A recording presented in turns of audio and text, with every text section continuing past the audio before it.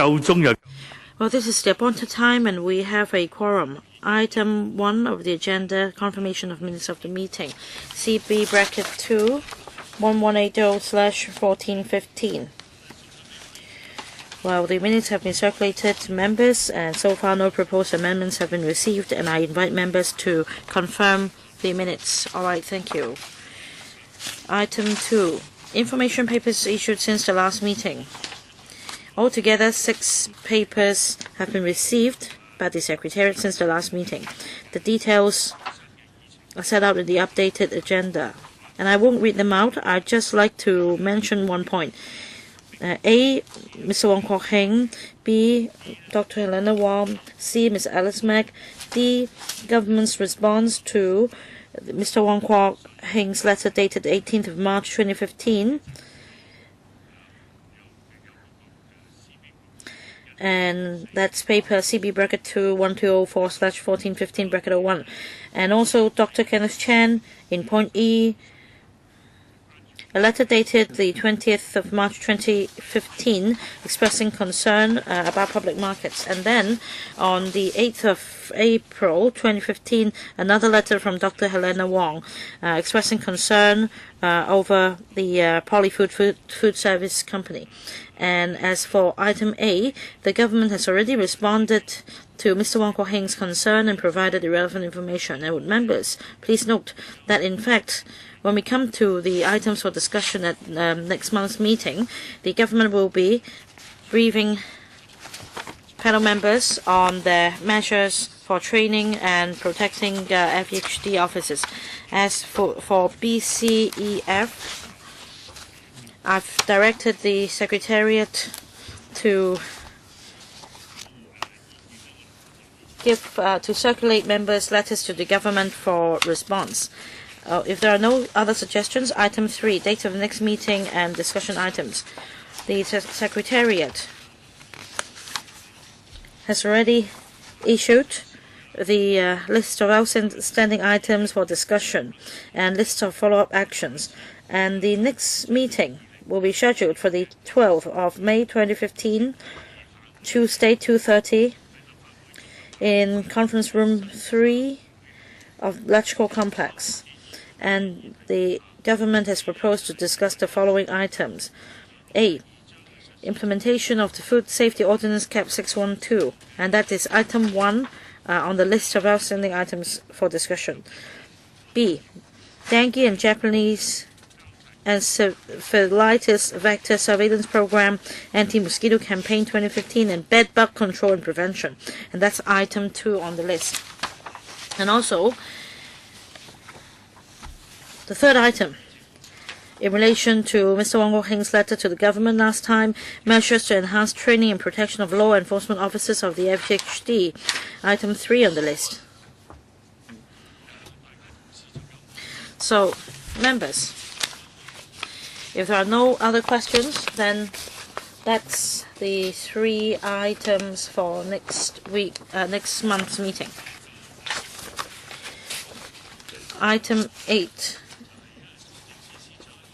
Next item, well, the Financial Secretary in his budget speech 2015-16 has indicated that he would ask the relevant department to look into the idea of introducing the food truck, which is very popular overseas into Hong Kong, and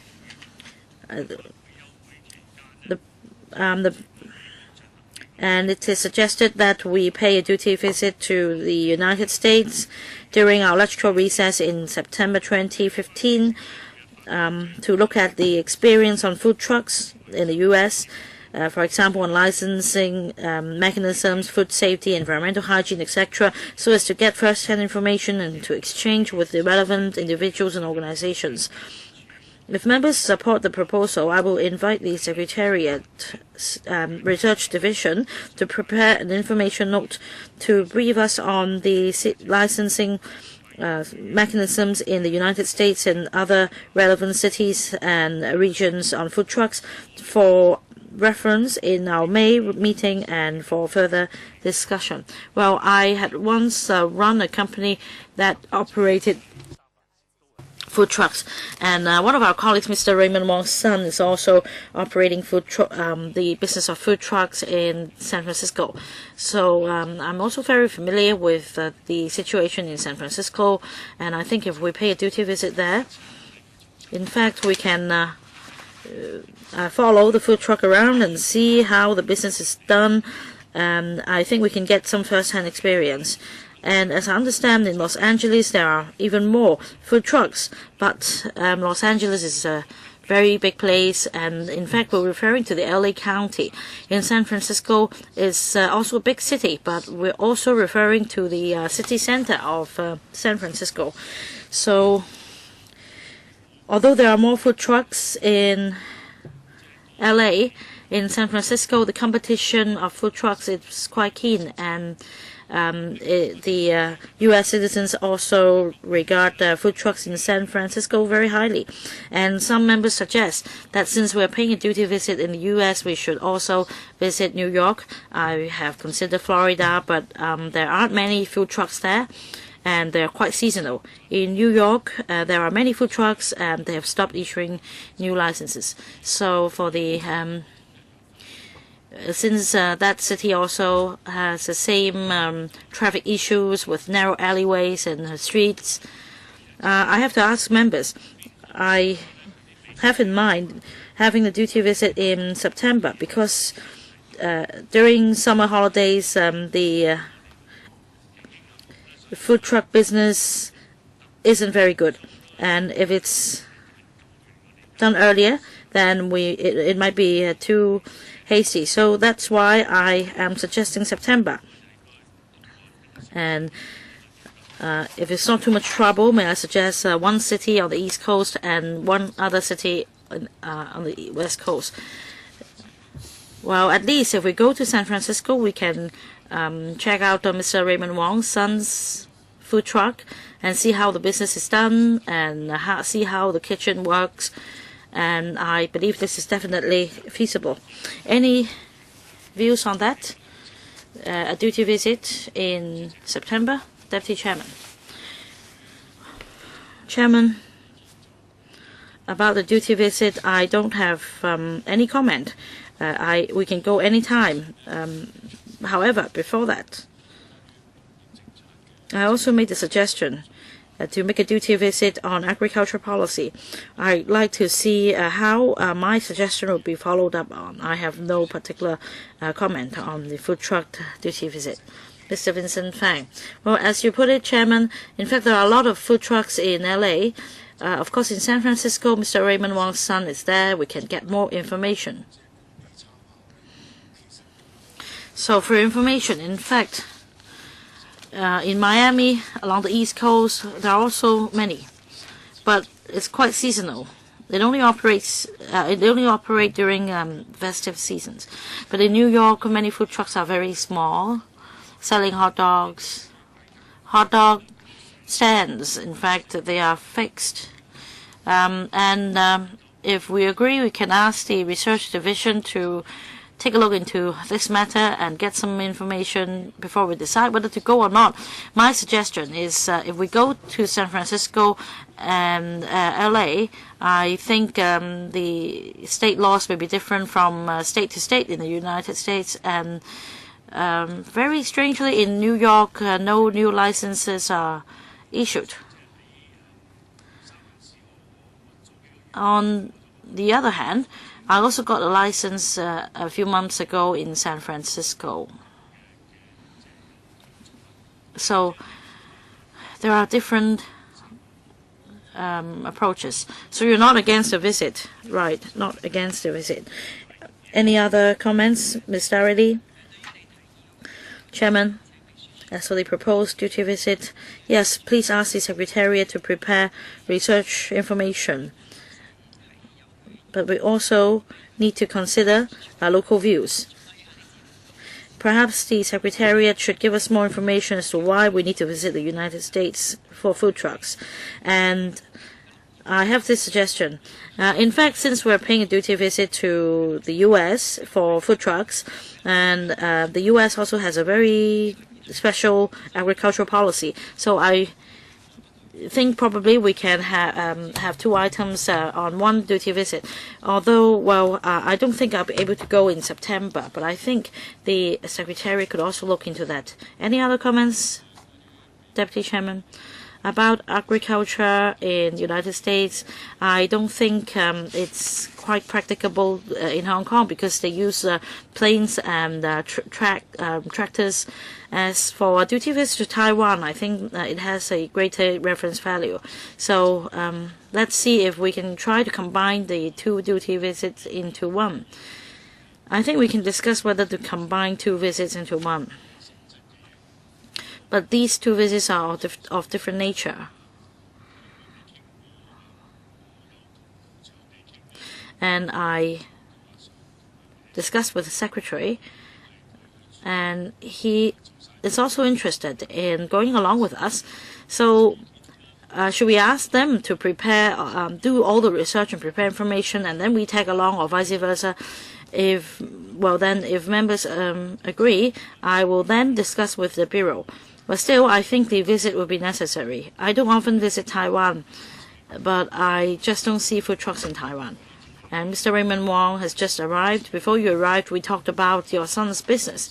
So if we visit San Francisco, we could probably visit his truck and see how his kitchen works and see how he operates on the side of the street. But as I understand, in LA, business is shrinking.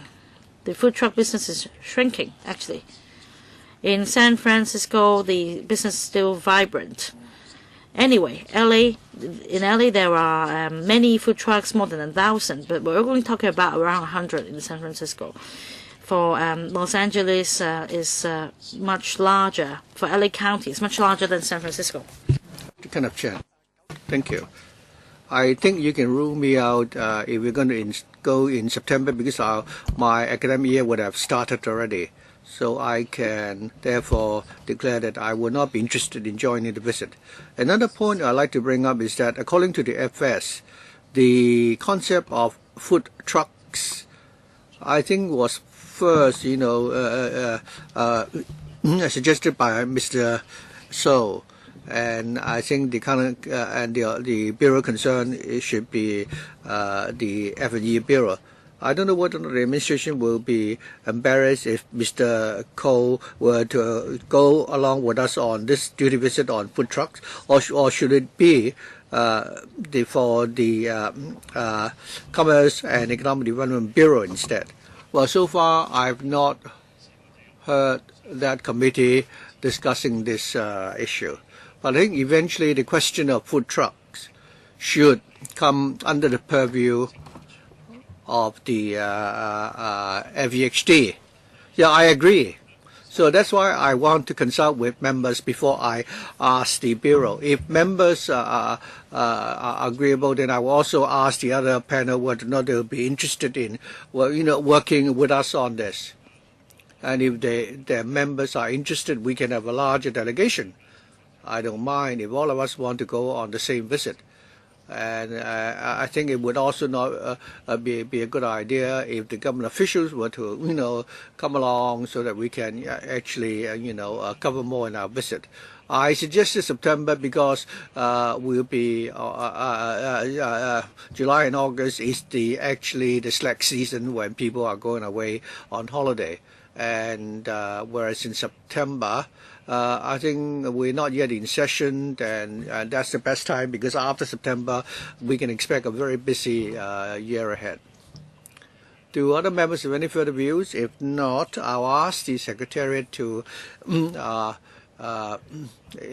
invite the Secretariat Research Division to look up the relevant information for us. All right? Item 4 on the agenda is the provision of columbarium and garden of remembrance at Zhang Chui Tuen Mun. Well, I don't think I'm in good form today. I should have asked the administration to join us, earlier. For all other electrical members, they have been invited to attend our meeting today and to participate in this item, which involves, funding allocation. I'd like to remind members that according to Section 83(1) of our Rules of Procedure, members should not move any motions or amendments in respect of any items for which they have a vested interest. So if members have any interest, direct or indirect pecuniary interest, then they should make a declaration before they speak on this item. I also like to, like if I forget to ask members, I hope that you will either represent yourself or your party as to whether or not and to indicate whether or not you support this item, so that the government proceed to seek funding, then they would know whether or not we are supportive of the proposal. The Secretariat has already prepared a background brief for us and Under Secretary, would you like to walk us through the paper? Yes, thank you, Mr. Chairman. First of all, I'd like to thank you for this opportunity for us to report to you on our proposal to build a columbarium at the Middle Ash Lagoon in Tuen Mun.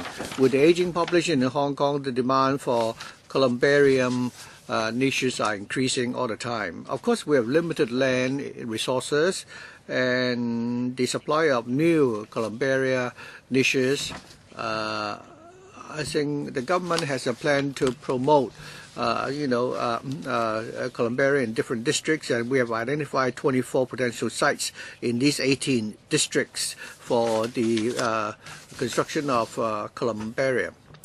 And whether or not such columbaria could be built on those sites will depend on the outcome of the TIA and also the technical and engineering feasibility study. When all these studies have been completed, the government will consult the district councils concerned before deciding on development sites for columbarium use. Juncture is one of those 24 sites. It's proposed by the people in the district and is regarded to be suitable for the development of columbarium. The proposed site includes an 8-story tall complex which will provide 160,000 niches. We'll also be building a remembrance wall and a garden of remembrance, as well as other supporting facilities. The concept behind the design of these facilities would be such that it would actually blend in with the natural environment. There will be adequate ventilation, proper landscaping, and we will also be using rainwater, recycled rainwater for irrigation and so on and so forth. Also, on the 8th of May 2012 and the 4th of November 2014 and 6th of January this year, we had actually consulted the Tuen Mun District Council on this proposal, and we reported them to them the outcome of the TIA study, the preliminary design for the project, and also we've consulted the views of the council. At that meeting, members of the Tuen Mun District Council did not object to the proposal to build the columbarium. They are concerned about the various developments in the district, including the columbarium development and the traffic impact. After the Bureau have explained to the District Council about the transport-related projects that they are now planning for the district, and the District Council had asked the government to consider the need for a robust traffic infrastructure development serving the region in the long term. The government will update and seek the views of the Tuen Mun District Council on the relevant developments at an appropriate time in the future. The project, according to money of the day prices, is expected to cost about $2.88 billion. After our meeting today, we plan to seek approval from the PWSC. Following that, we'll apply for funding to the FC. If the FC approves the funding application, then the construction work may start in the first quarter of 2016. and the columbarium and the garden of remembrance can be completed in late 2018 and early 2019 respectively. Thank you. Undersecretary, your target of the first quarter of 2016 is too optimistic. I don't see how you can expect that you'll be able to actually make it in time to have funding approval. So I think we have overrun the bit already. We have 8 members who put up their hands. So I will be exercising very strict time management. So each member will have 4 minutes. KK Kwok, Wong Kwok-hing, Chen Ka-lok, Ann Chang, Elizabeth, Zari Lee, Raymond Wong, Chen Ji-kun, Deputy Chairman. Anyone else? We have 10 members. All right, shall we say 4 minutes for each member? Dr. KK Kwok. Thank you.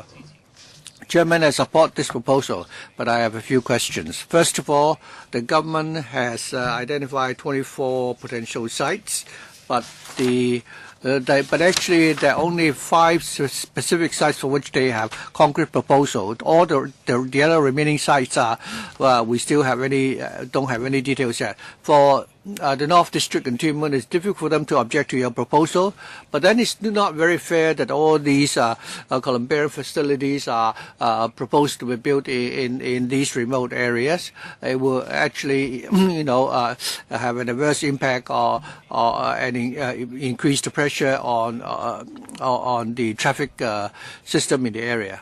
For the other sites for which you've not yet consulted the district councils concerned, do you have a timetable for those, or are they only just there in the pipeline? Will not really materialize? While many people are now queuing for columbarium niches, but on the other hand, we don't know whether or not there will be sufficient supporting facilities. We don't know whether or not we have officials from the Transport Department to answer questions relating to the traffic impact of the proposal for Tuen Mun. You're talking about 160,000 niches. If you consider the family members sweeping the graves during the peak season, how can the traffic system there cope with that? And thirdly, according to the plan, near the Ash Lagoon, there are still some sites available. Does the government have some plan, a secret plan, to increase the number of niches by using the remaining Middle Ash Lagoons? We don't have anyone from the TD present today, so I don't know on what basis they are telling us that they can resolve the problem. Undersecretary. Thank you, Dr. Kwok. Regarding the 24 sites, so far we have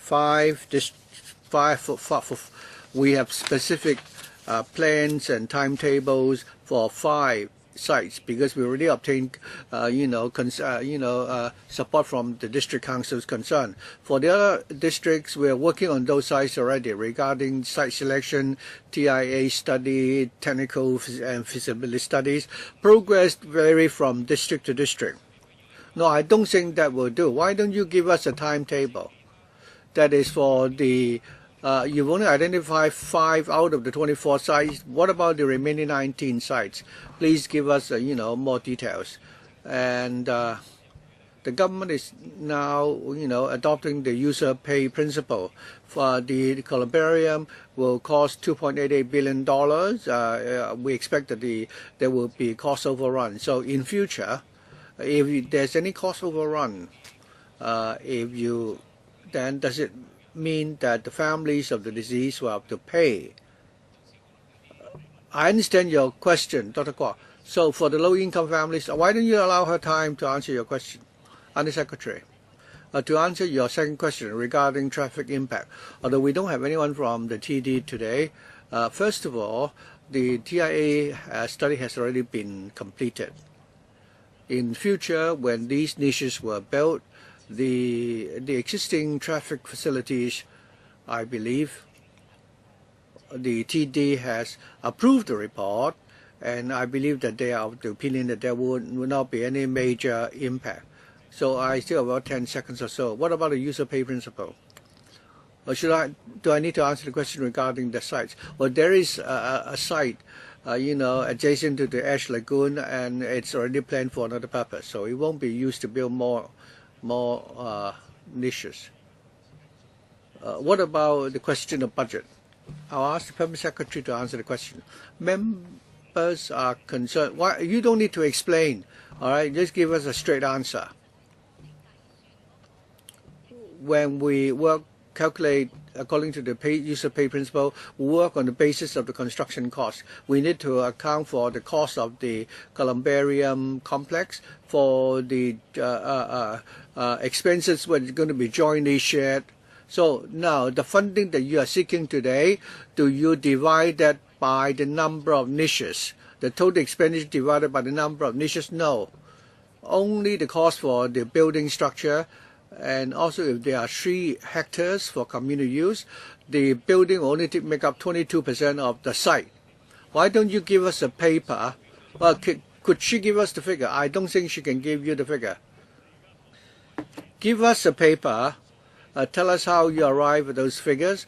Tell us how many niches will be available.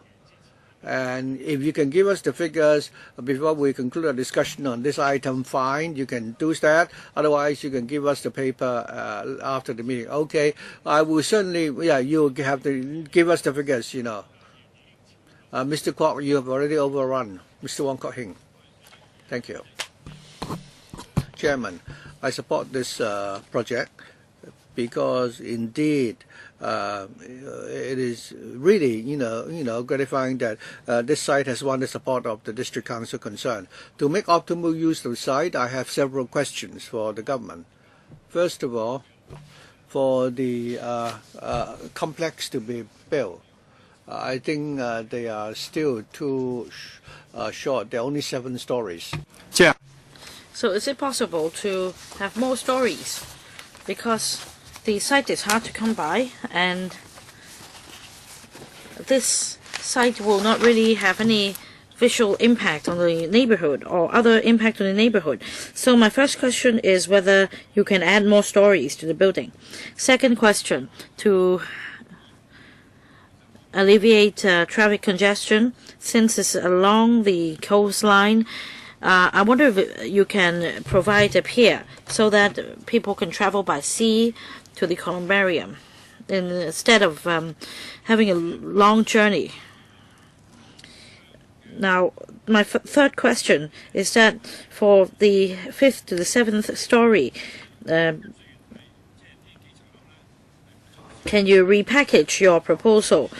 Right now, no burning of incense or is allowed, but in fact, some may want to worship their ancestors with flowers and other forms of offerings instead. So, in terms of packaging, will you consider taking a more positive approach? 3 questions. And the Secretary. Thank you, Mr. Wong, for your questions. The first question on additional stories. Well, very often, the problem we encounter is this. Even if we can have more stories, with more niches, we wouldn't have to conduct another TIA and would need to review the project comprehensively. So we will keep in view the situation in a timely manner. As for the suggestion of a pier, according to the consultancy study, the district transport network should be able to cope with the additional traffic flow with the commissioning of the columbarium.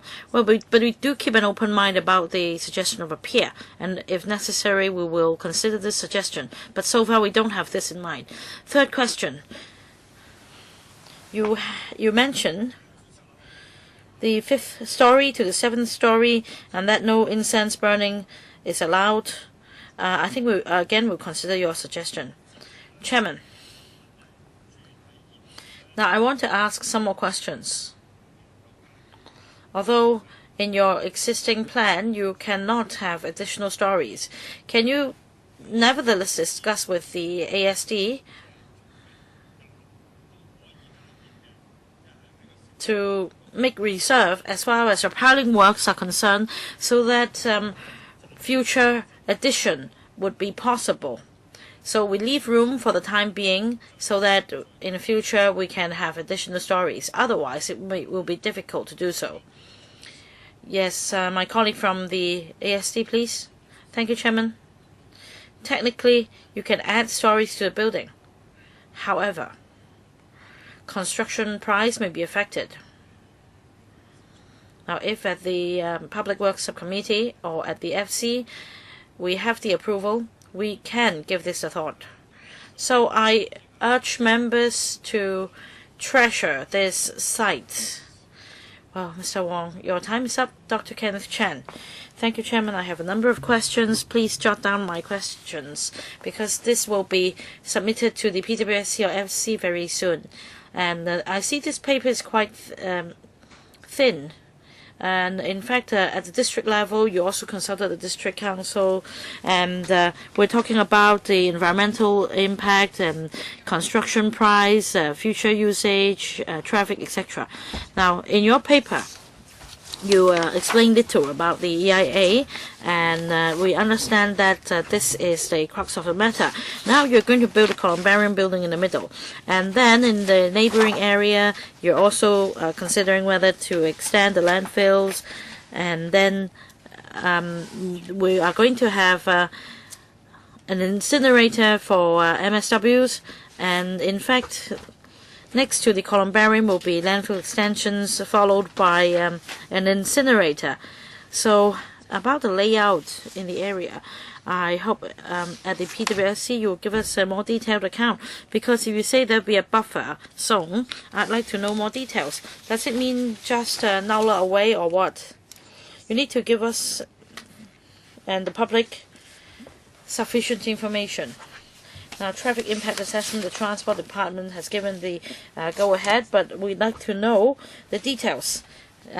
Now, during the spring and autumn festive season, there will be 3 bus routes plying the area, and we'd like to know more about that. For example, how did you make the projections? And we need to consider whether it's necessary to enhance the transport network. Again, your paper doesn't say anything about the gardens of remembrance, for example, some sort of plaques for remembrance, and please explain to us about these 10,000 odd niches. Well, there may not be enough time, but I think the government should supplement this information later. You will talk about the fill, which will have to be imported, and the cost is quite high. Now, there'll be a 1 meter thick fill on top of the Middle Ash Lagoon, and I'd like to know why you need to import the fill, and why can't we use local fill instead.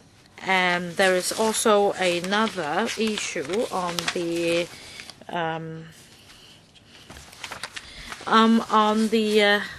habitat of one of the bird species, and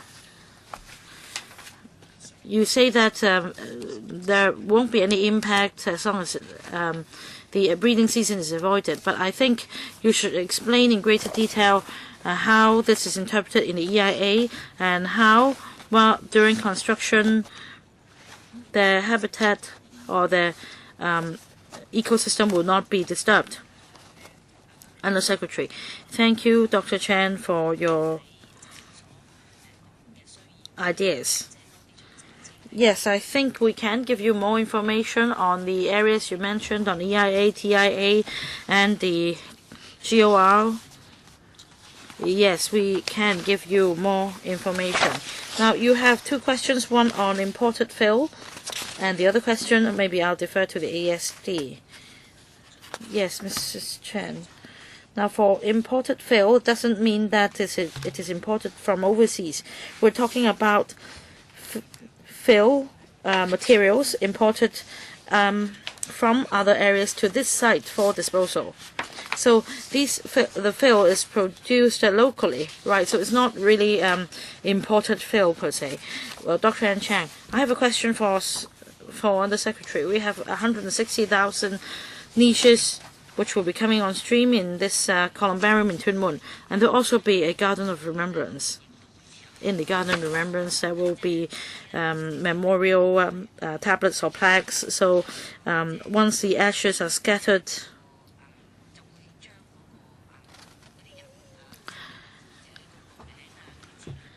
and the name of the deceased would be put on the inscriptions. Now, and the dates of birth and death would also be included. So that would take up quite some space. I want to know how many such memorial walls will be provided. Under Secretary, thank you, Dr. Ann Chang, for your question. Our preliminary view is that the GOR will cover 4,700 square meters, and the grass lawn would cover about 1,000 square meters for the scattering of ashes, and it accounts for 12% of the total construction cost. As for the number of plaques or tablets, our estimate is that there will be 10,000. That depends on the TIA, and if necessary, we can discuss with the relevant departments.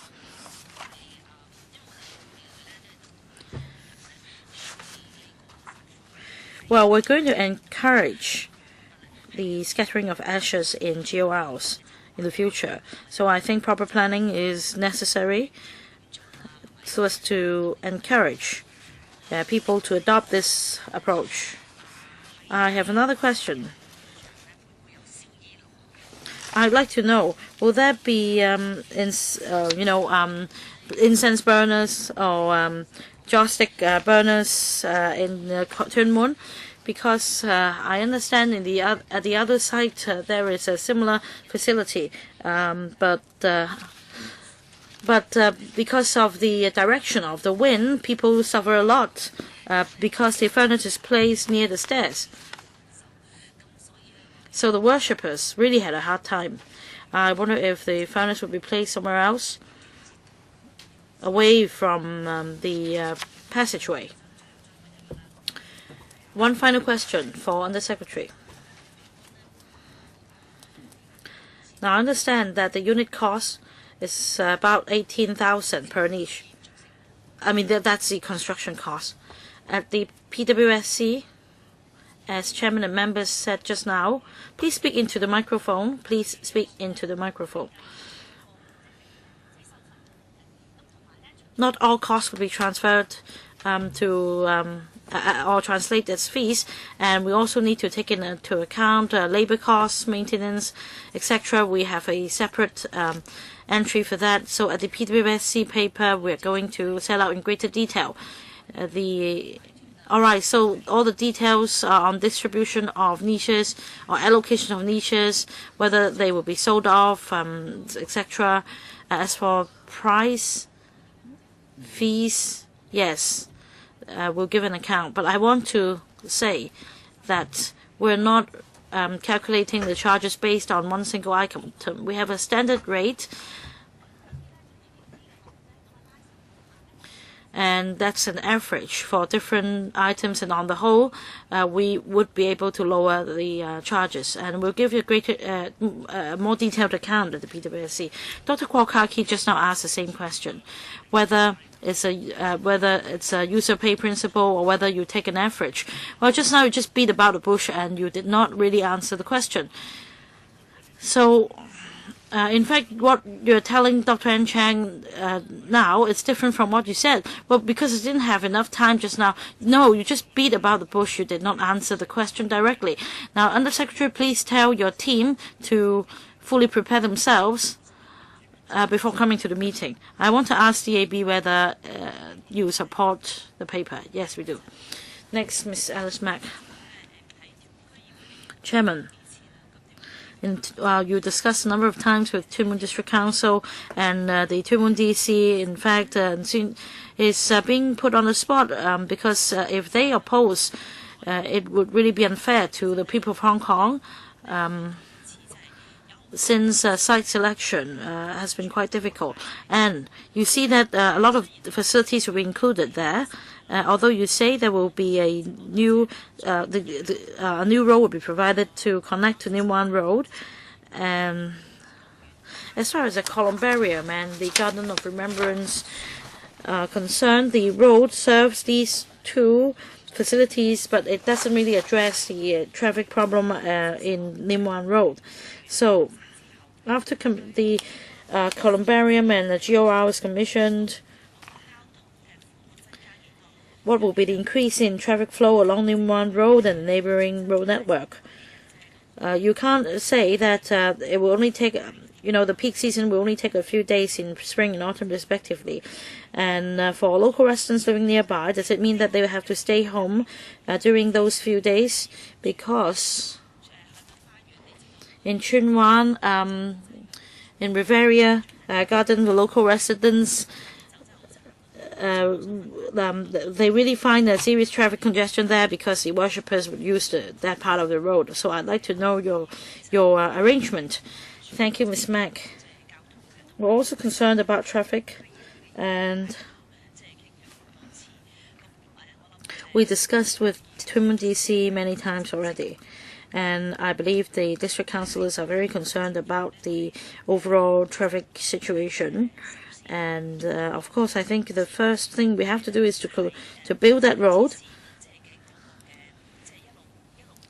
And with more facilities coming on stream, the relevant policy bureau will, in a timely manner, provide supporting measures to make improvements.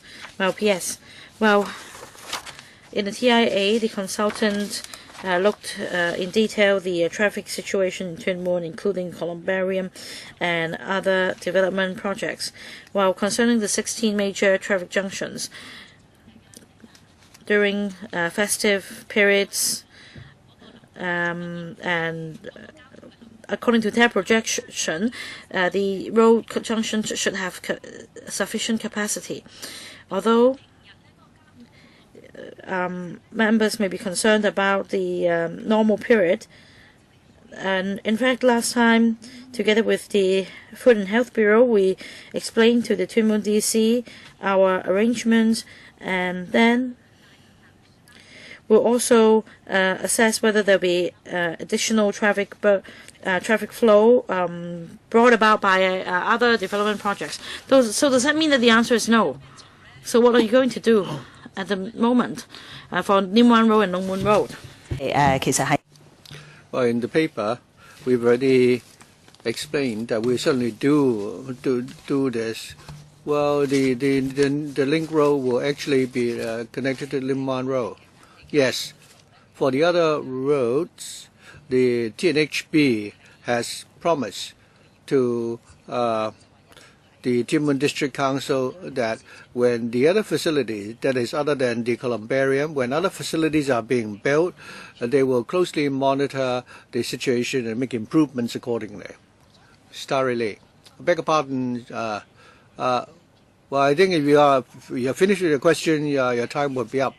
Ms. Starry Lee.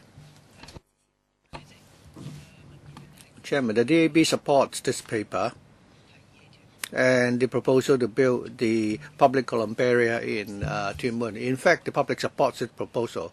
But as I went through the paper, my conclusion is that, according to the current progress, the government will not be able to satisfy the demand for columbarium niches. Simple arithmetic will tell you that. I know that you are already doing your best. The 18 districts will need to share the burden. In July 2010 and April 2012, you announced a policy, but now, of the 18 districts, we don't even have a single district yet for which a columbarium has been built. The earliest will be Tuen Mun, and we have to wait until 2018. And according to the paper, we have 38,000 people dying every year. In 10 years, we're talking about 380,000. So by the time the columbarium and the GOR is completed, you may not be able to satisfy the demand for the next 10 years. So we all know what the situation is like. The government simply cannot catch up with the demand, and therefore we are now relying on the private market, and we know that there are many problems. Many of the suppliers are now, retrofitting, industrial buildings to operate columbarium niches. And so the last time I asked you to go back to consider how you can further promote the green burial. If we don't do anything, then the problem will simply persist. I made a specific proposal last time. I think you have not been successful in promoting green burials. If a member of the public chooses green burial, is there a mechanism for him to do that? Have you considered my suggestion? And if so, have you launched it yet? And if not, why not? Thank you, Ms. Lee. The proposal you made at the last meeting was a very good one. And internally, we also want to promote green burial. We want to do more public education on that issue. Recently, we have already produced some APIs which will be broadcast on TV stations. We are thinking about this, but we haven't yet finalized the plan yet. The question is, in the whole process, what can we do to provide the incentive to encourage people to opt for green burials?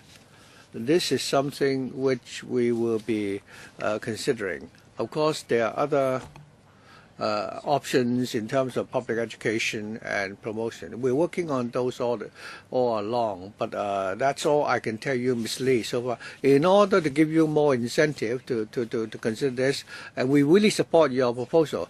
Now, you have yet to go to the FC. Before you do that, could you give us a paper telling us what specific plans or works that you have in mind?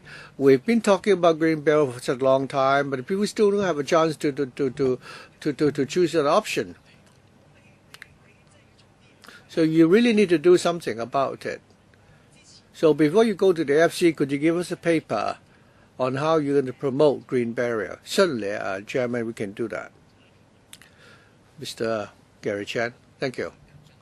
I also like to follow up on Ms. Starry Lee's point about green burials. I understand that I remember that since Dr. York Chow, the last secretary, proposed that we should also, consider, sea burial and so on. He said that we're talking about changing the people's custom, and it cannot be easily done. Whether you're talking about the scattering of ashes at sea or the GOR, they have not been well received by the public. Could the government give us figures for the last 3 years? I like to emphasize on the point that there are very few people are opting for the GOR. We are now fighting for this Tin Mun site, and a large portion of the site will be used to build the GOR. But if you cannot make optimal use of the garden remembrance, we'll be wasting the site. So could you have other, options, such as building more columbarium niches there? So have you reviewed the work that you've done in terms of green burial? Has such work been effective? And if scattering at sea doesn't work and so on, then you should perhaps consider other options rather than following the footsteps of the last administration, because that would simply be a waste of resources. I'm also concerned about the traffic arrangements and the impact. You know that Zhengzhou is not an easily accessible place. During Chongyang and Qingming, you must have special, bus schedules. So can you make the interchange in the town center of Tin Mun? The bus interchange in Tin Mun is already very busy. If you're going to deploy more buses there, how can you cope? Finally, I don't know whether I'm correct or not. I understand that the drawing of lots for columbarium is such that you fail in the current drawing of lot, you will still be have a chance in the next drawing of lot, and so on and so forth. So could you have a mechanism to give priority for those who have not yet been allocated niches during the previous drawing of lots, so that they stand a better chance the next time? I can tell you how the jockey club allocate horses when they draw lots. Regarding green burials, the GOR and scattering of ashes at sea, the Permanent Secretary can give you more details in a minute. It's not the case that we've not done anything, like scattering of ashes at sea. We have increased the ferry, the frequency of the ferries to make it more, to encourage more people to use the service. Permanent Secretary? Regarding the scattering of ashes in the GOR from 2011, if you take all the cemeteries together, a total of 12,131 cases have been recorded. As for scattering at sea, so far there have been a total of 4,564 instances of scattering at sea. Regarding the GOR, we have some preliminary number for the number of niches, but we will talk to the departments concerned to see whether we can increase that number. On how to get to the site, one can go to Zhangzhou from the Tuen Mun West Station, or the bus interchange at Tuen Mun, or one can also, go from the Qingyi Station. The Tuen Mun West Station only take up 37%. We've also explained to the Tuen Mun District Council about the arrangement for the Tuen Mun Station. Raymond Wong. Every year about 30,000 people die. It's simple arithmetic. The supply of the niches simply cannot catch up with the demand. In the past, when we discussed this topic, we've said it many times. The government always said that it's adopting a three-pronged approach: increase in supply, public supply of niches, step up regulation of private columbaria. There's a bill in the pipeline, and also you talk about promoting green barriers. So we need to review the three-pronged approach. Now, in this paper, you are proposing to build this public columbarium, which will provide for 160,000 niches. Of course, you welcome that. You've identified 24 sites. Well, I think all of us would have the impression that the progress has been too slow, and we still have to wait for many years. Basically, you will not be able to resolve the problem. We all know too well that you need to change people's mindset and custom. But what have you done in this regard? I think of course we support the paper, but the content of the papers are not specific enough. You've not given us all the full details. For example, the GOR. How many people?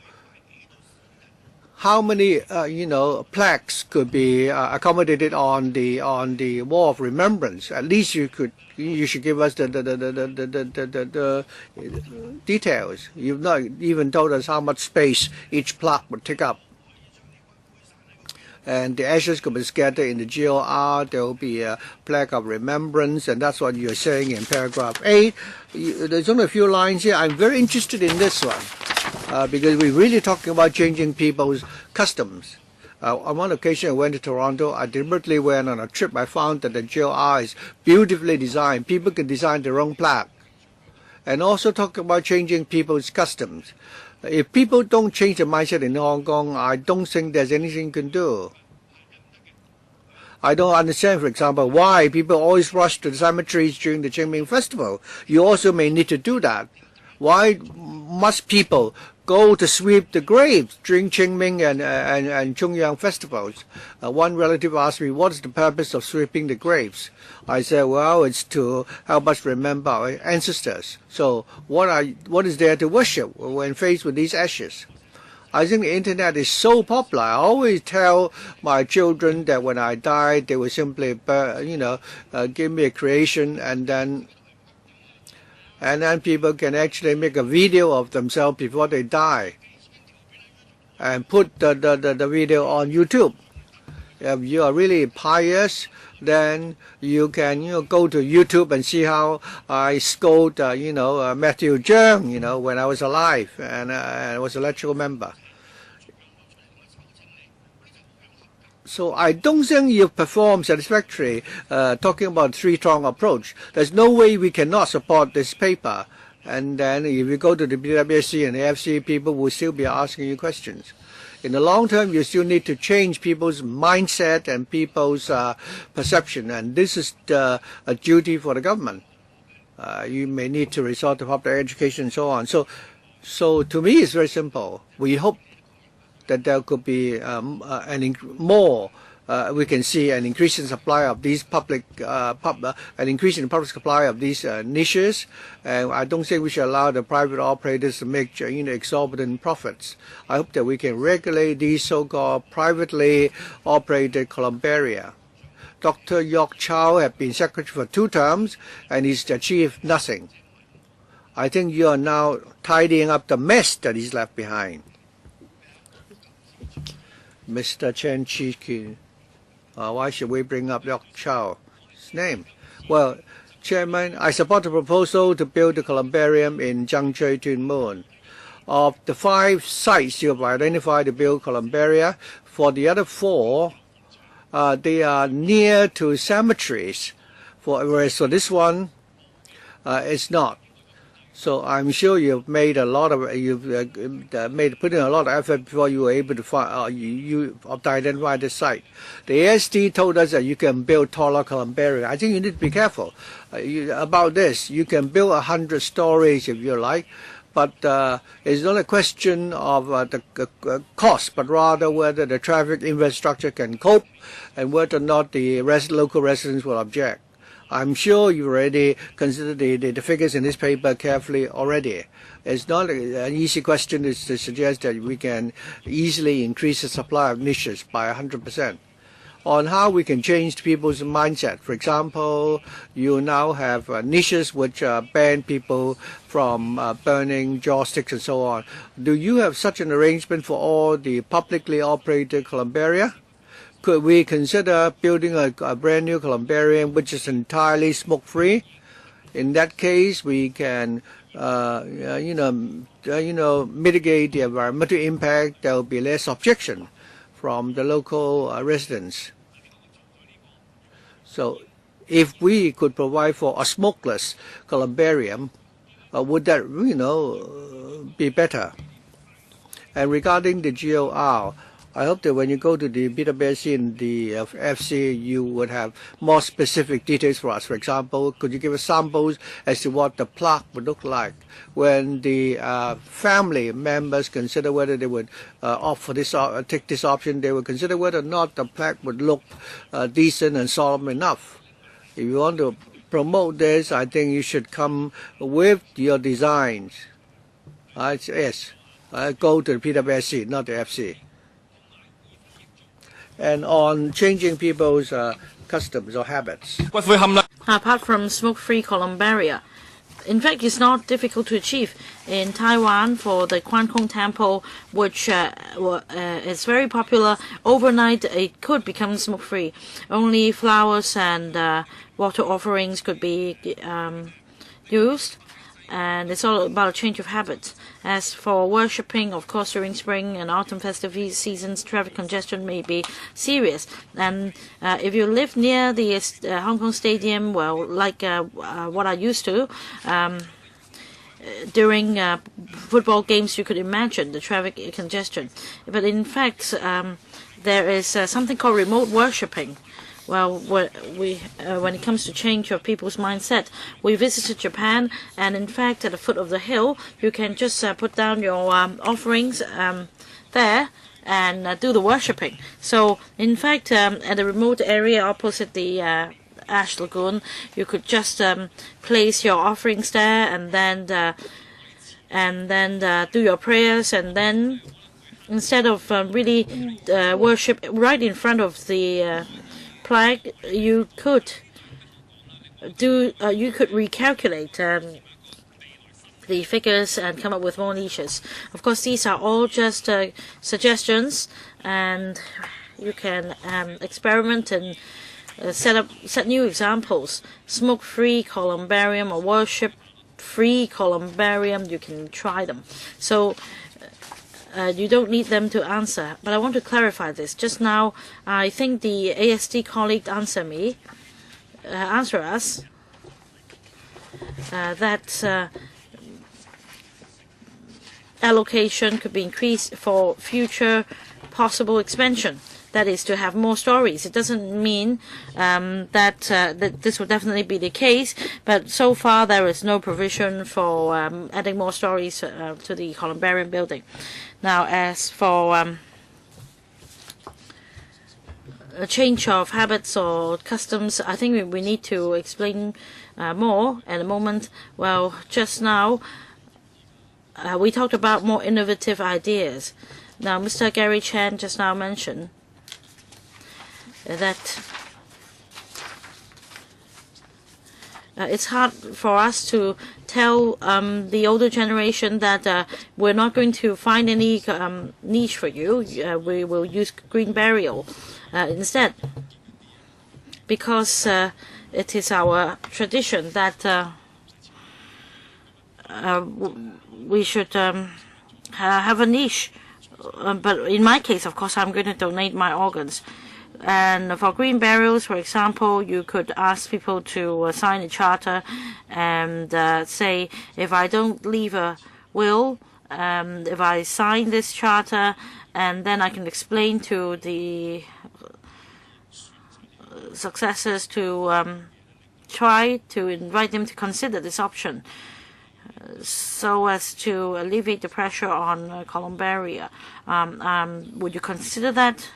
And secondly, according to the paper, you consulted the Tuen Mun DC, and the Tuen Mun DC had no objection, but they expressed concern whether the government should provide more infrastructure facilities and also to develop Nim Wan Road.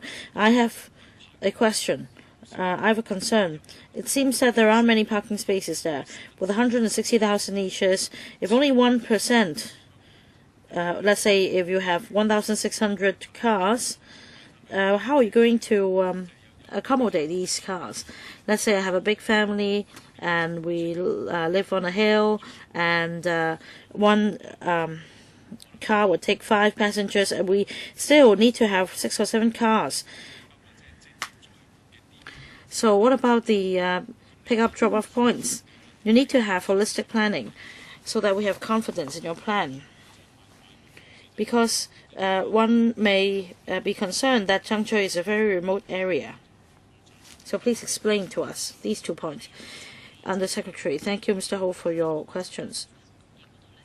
And increasing the supply of niches, I think we're working on several fronts, apart from reporting to members at this panel and also submitting proposals to the PWSC and FC. We're also considering how we can increase the number of niches. For example, how compressing ashes into diamonds. We're exploring different options, and of course we're also exploring in other areas. And for the second question about parking, well, why don't you say something about promoting green burials first? Would you do something like an organ donation card on green burials? We new ideas are developing. We have not come up with something like a card, but apart from our publicity efforts, APIs, for example, we need a campaign to change people's mindset. And so far, we don't have any concrete proposal. We're still developing new ideas. We hope that before the PWSC and FC, we could give you more information. Your question on parking. Our past experience is that the Transport Department doesn't encourage the use of private cars. Instead, we have connecting services with buses, etc. Next, Mr. Michael Tian. Well, Chairman, this morning I chaired a 4-hour panel meeting. That's a public hearing on non-franchise buses. Well, now I don't know whether this paper should belong to the panel on F&E or panel on transport. And the Secretary, I just am concerned whether you'll be tricked by the THP, because after selling 160,000 niches during the peak period between 11 to 12, you have 16,000 attendances, and all of them would go there by bus. And one bus would carry 130 passengers. And dividing that by 130, that means we need 123 buses. And let's say the buses depart from 3 termini. That means you need to dispatch a bus in every one bus in 1.5 minutes, and then there is only one route. So for the 1 hour journey, you have 123 buses arriving there in an hour. So let's say if one of the buses break down, what should happen? The road is so narrow that it's a single lane, and then for a single journey it takes 40 minutes. So the bus would need to return to the bus terminus, and then it takes 1.5 hours for the return trip. So obviously 123 buses aren't enough, and according to my calculation, altogether you need 160 buses a day, departing from three locations, and they all use the same narrow path, in and out. Isn't that ridiculous? Let's look at the figures. First of all, you really can't dispatch a bus in 1.5 minutes frequency. So this is beyond the capacity of the road. I think you can't answer me now, but this is a big problem. Well, if one of the buses breaks down, then the whole system would break down, and this will be a very great problem if all the buses line up along the road. So my major concern is access. The next time we meet, please explain to us how in an hour this road could accommodate 123 buses. We understand that the road is really narrow, and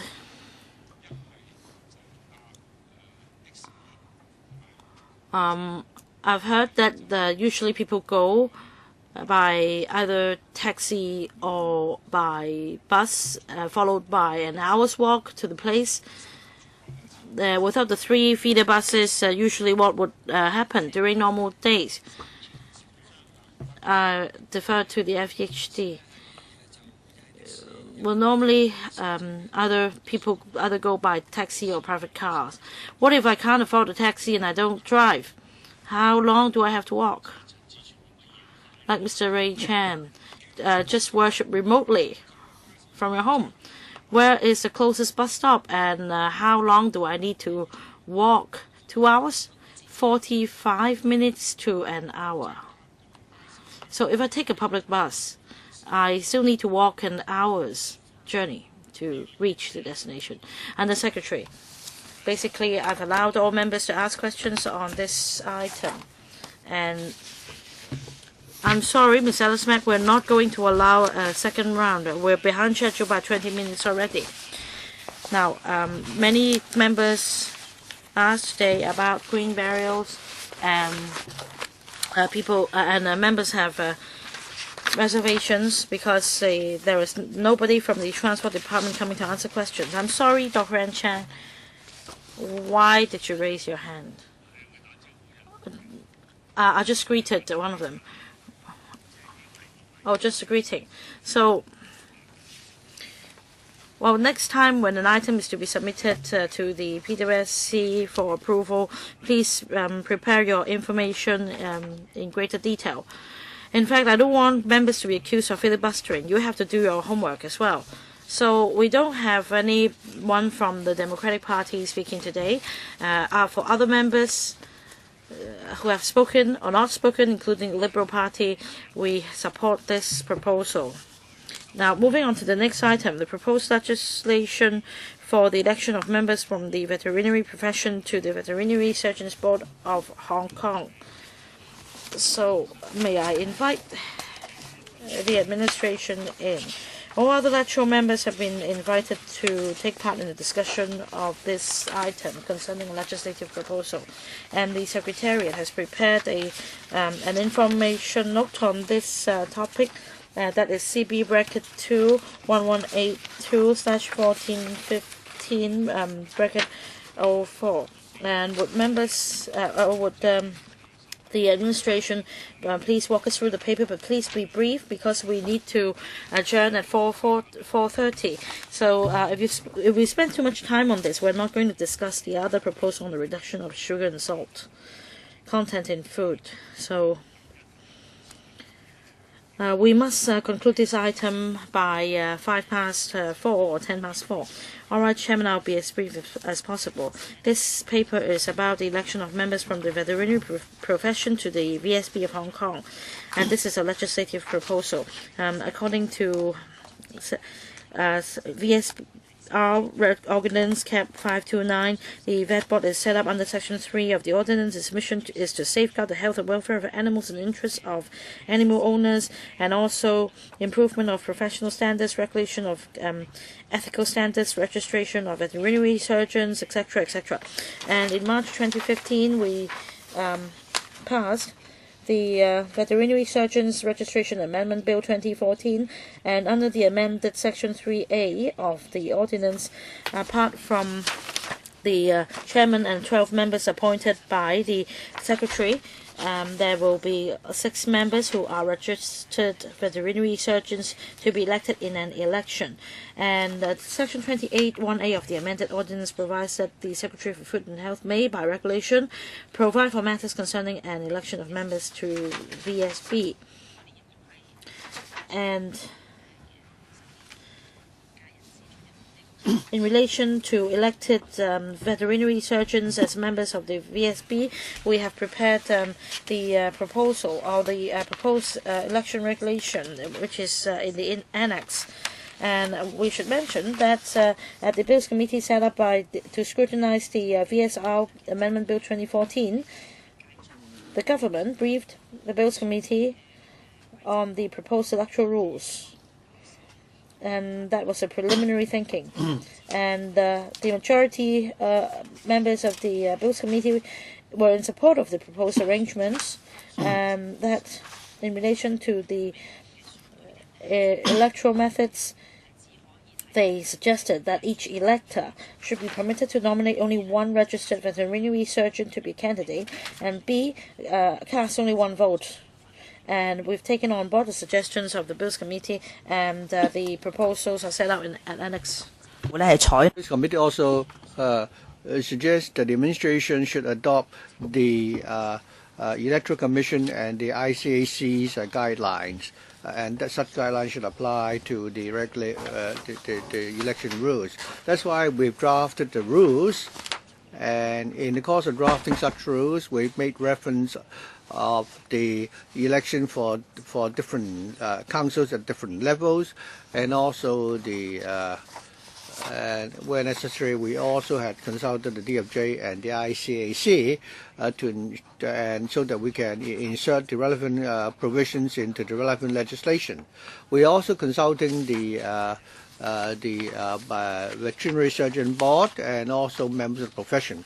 After consulting the views, we will then start to work on the electoral rules. We plan to submit the electoral rules to LegCo within the year 2015.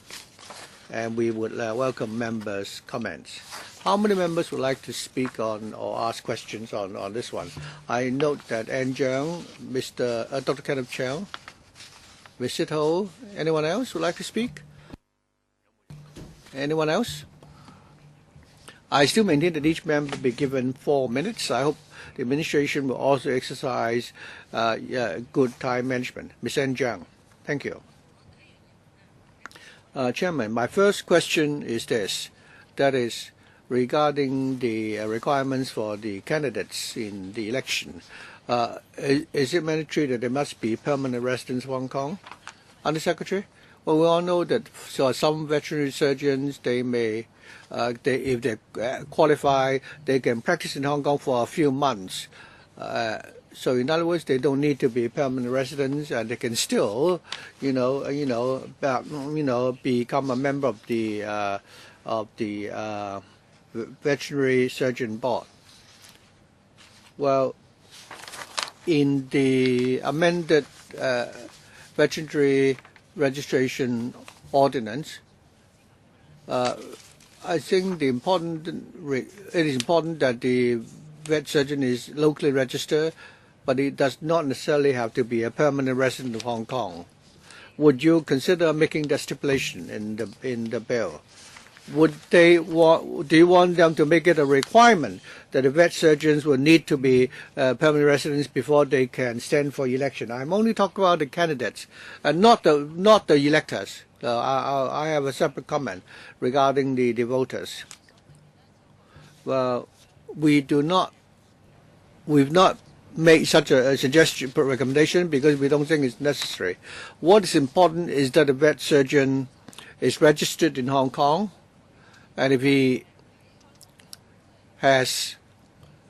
practices in Hong Kong, whether or not he is a permanent resident is not really that important. But in terms of regulation, we want to have self-regulation among the profession. So if the vet surgeon practices in Hong Kong, so I think it's a reasonable arrangement that they can participate in the management of the profession.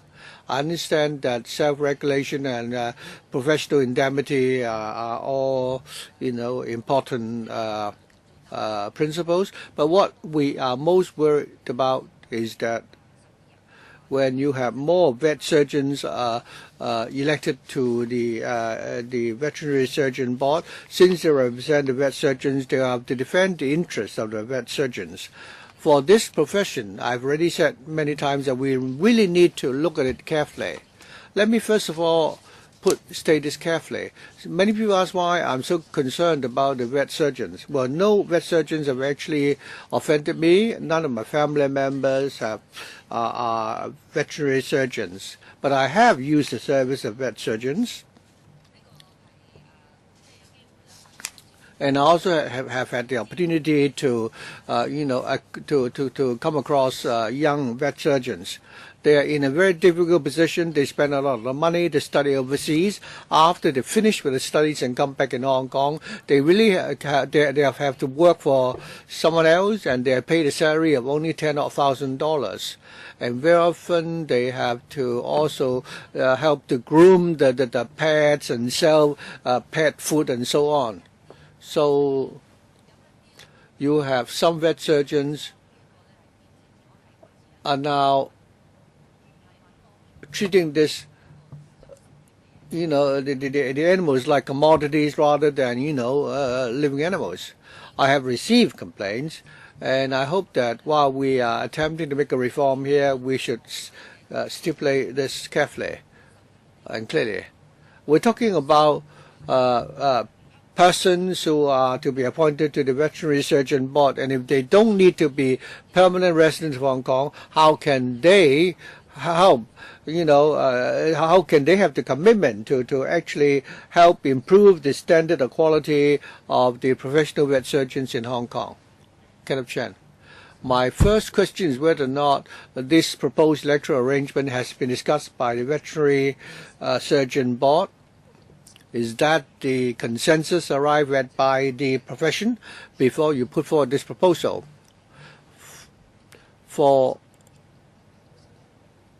So we are concerned about the progress of the amendments, but I don't think anybody can come up with a proposal in the abstract and impose it on the particular profession. I want to confirm whether or not the veterinary surgeon board had consulted the profession as to whether or not this is a good idea. And secondly, I've already spoken at the council as well that in an election, candidates may win or lose, and the secretary has reserved his power to appoint persons to the vet surgeon board. I already told the secretary that if somebody loses the election and you still appoint him to the board, then how would the public react to that? And thirdly, the management of the entire election. The government conduct different types of elections. Sometimes you would outsource to a consultant firm, for example. for example, the information coordinator used to run a consultancy which organized the election for the Arts Development Council. He made a mess of the whole election, but despite that, he was appointed by CY Leung to be the information controller. So will you continue to appoint these consultancies to organize these elections, or will you be able to rely on your internal resources to do that? Thank you. Our present proposals regarding the details of the election to the Veterinary Surgeon Board had already been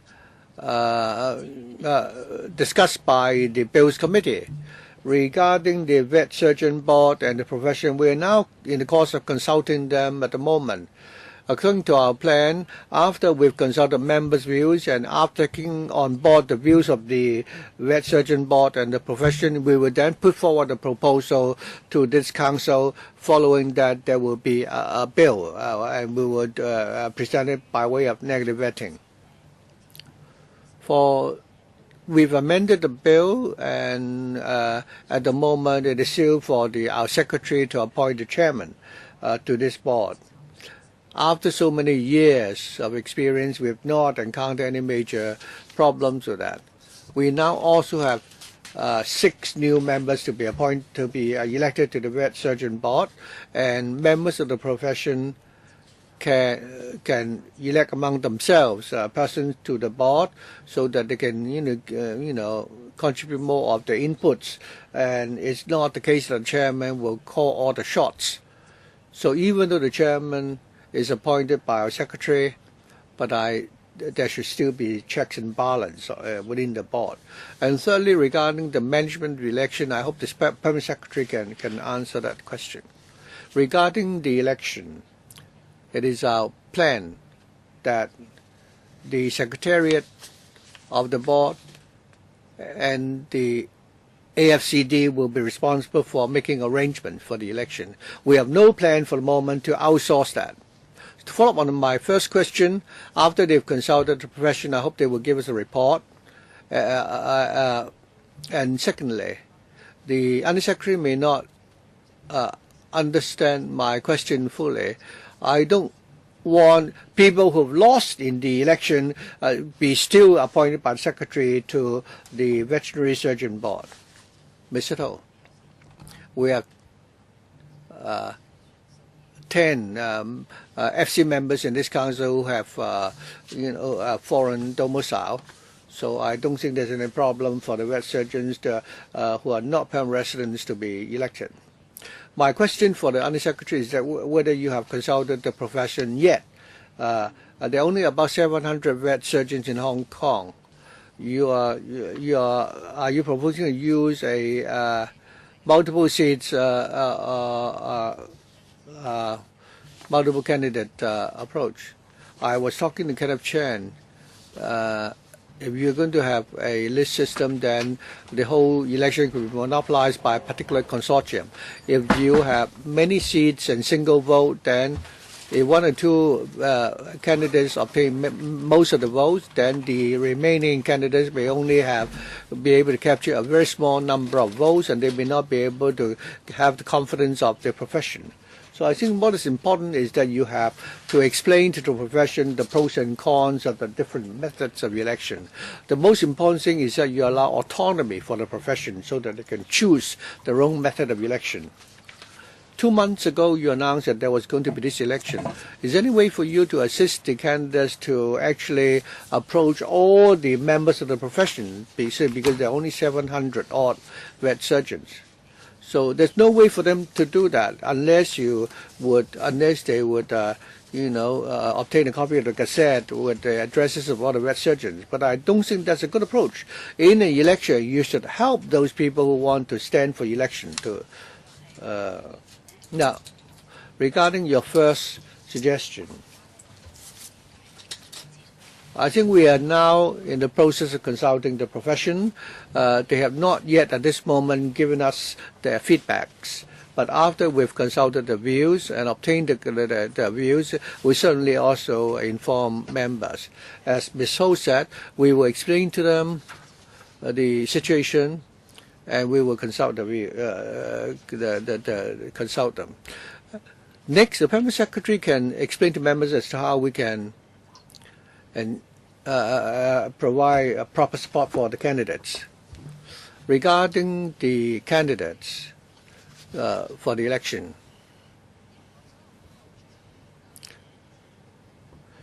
the Gazette will announce the names of all the registered vet surgeons, and such information is also available on the internet. In future, when we prepare for the election, we will make reference of all the profession of the elections for the various professions as to what information will be provided to the electors, whether we should provide for a list of all the members of the profession, whether we'll help issue letters to the electors and so on. We will certainly make reference of all the practices of the other professions and provide appropriate support. When we were scrutinizing the bill, the profession told us that it would be very difficult to actually have people coming forward to stand for election.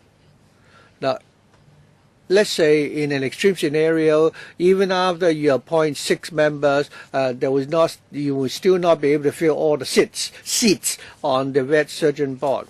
Well, legally speaking, if we cannot fill all the seats on the vet surgeon board, it will not affect the legal standing of the board or the legal effect of its decisions. Well, members have asked all the questions. I'll come to you, Mr. Raymond Wong, in a while. Now, you've now consulted us on this proposal. For the next stage, you will be consulting with the profession, and then you would submit the bill to us again for another round before you enact the legislation, or are you going to table the legislation and we have to scrutinize that? Originally, after we've collected the views, we will start drafting the bill, which will then be submitted to this council. Well, two members have already made suggestions today. Some said that you should restrict it to the permanent residents of Hong Kong, and so on. So I don't know which option you would choose in the end. After you've consulted our views now, the next step, for the next stage, you will consult the profession, and then you'll draft. Well, we're in the process of drafting the bill at the moment, together by working with the profession and the board. So I think later on we can prepare the written report. To be safe, I think you can give us a written report. Otherwise, when the bill comes to us, there may be a lot of arguments.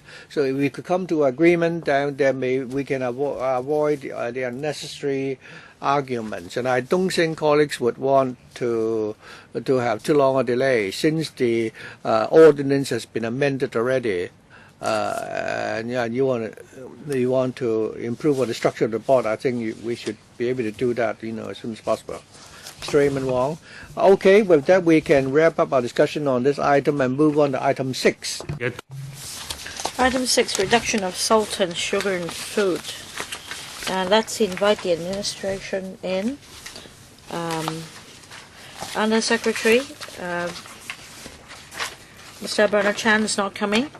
Why is it that he is slacking off? He has been speaking to the public, but not to LegCo.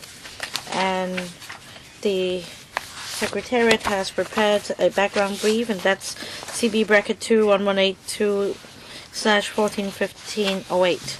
So, Honour Secretary, please walk us through the paper, and that's CB bracket 2 1182/1415 bracket 07. And then members will be able to ask questions. Thank you, Chairman. I'll try to be as brief as I can. In the Policy Agenda 2015, the government announced that it would devise and implement a strategic plan to reduce the intake of salt and sugar in food so as to promote a healthy diet. Of course, you may note that excessive intake of salt is closely related to hypertension and cardiovascular diseases, and excessive dietary sugar intake is associated with overweight, obesity, and dental caries. And the WHO recommends adults consume less than 5 grams of sugar a day, and this is usually half of the 10-gram intake for Hong Kong adults.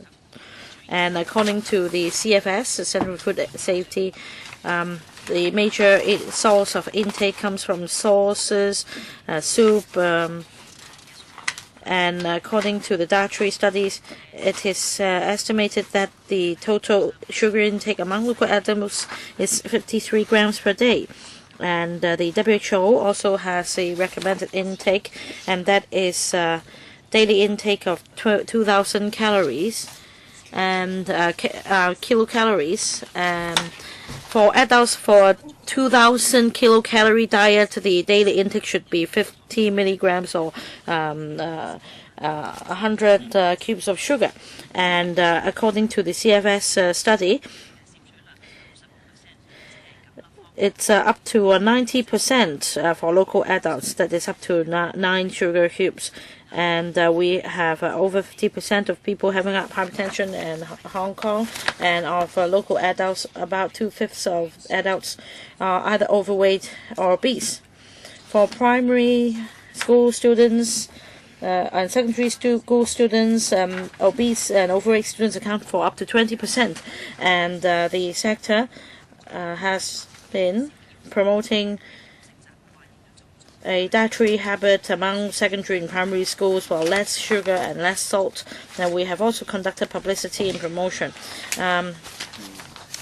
including the campaign Reduce Salt, Sugar, Oil, We Do, and Eat Smart at Restaurant.hk campaign to improve the dietary quality of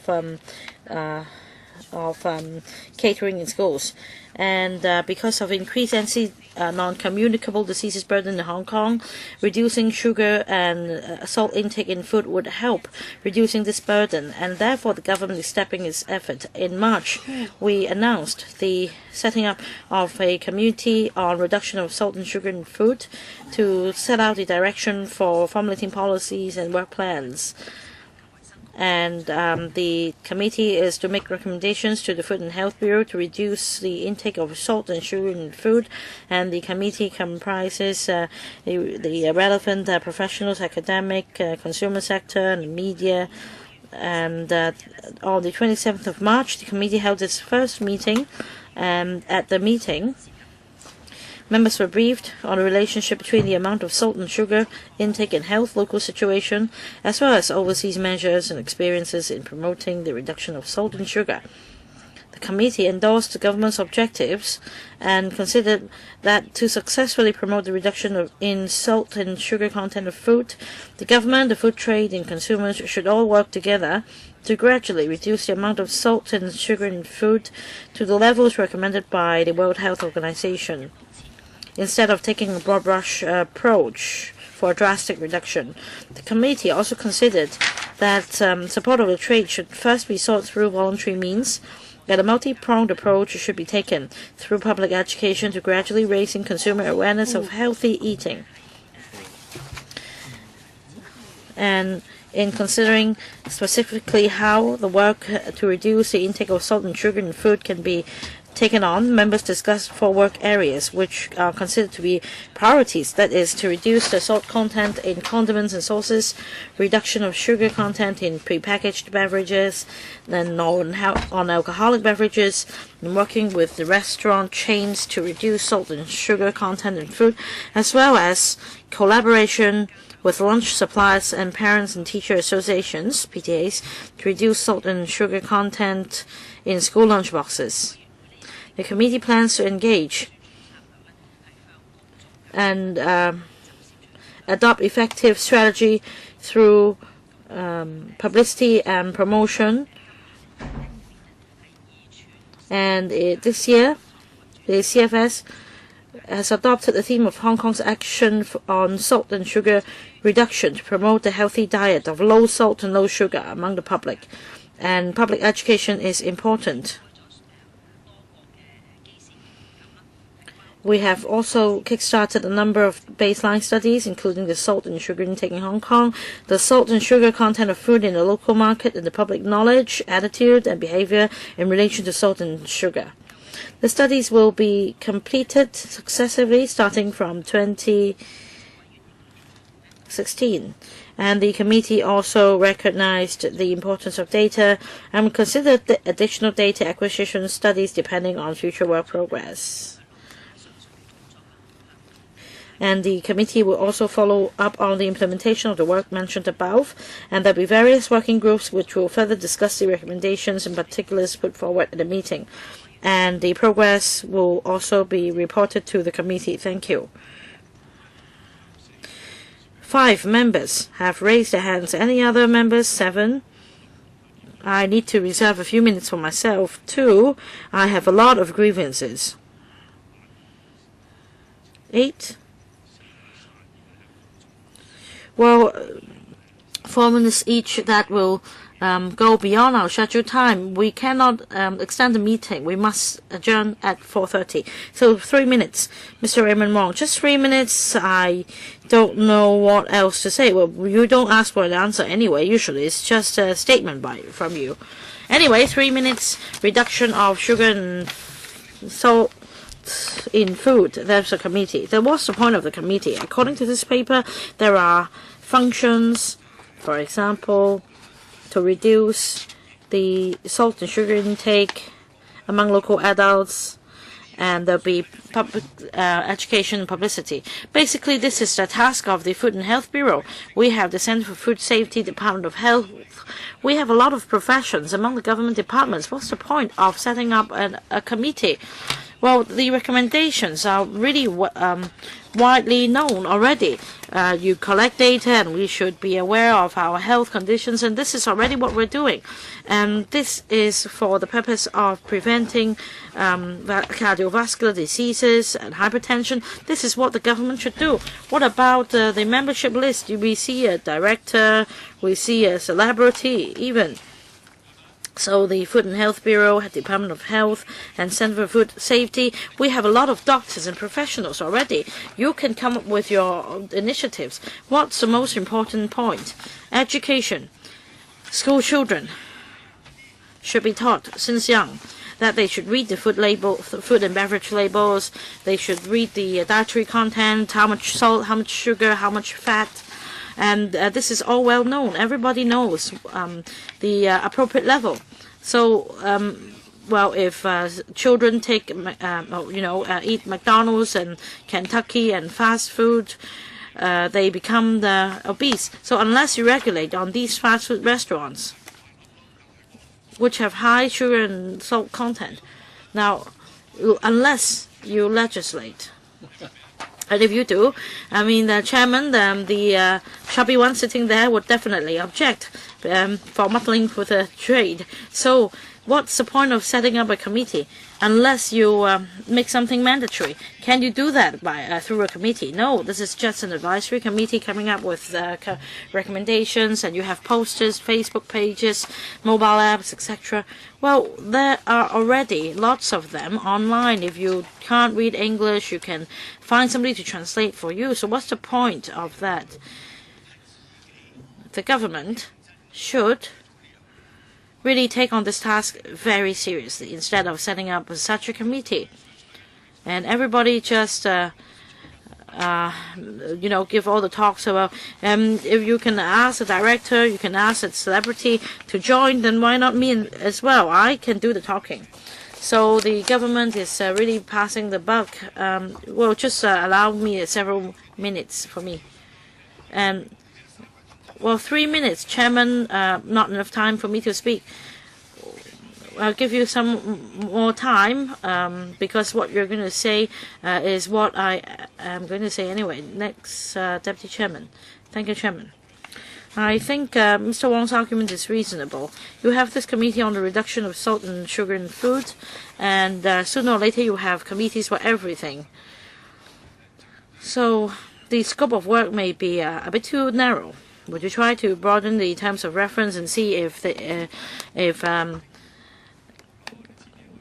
if you have, say, a committee on food safety, and then you can have a subcommittee on that. For example, the use of dyes and coloring agents in food, the Sudan red additive, and also reduction of salt and sugar. I know, I get your point. So if you just narrow down the scope to this area, I think it will be dissolved very soon.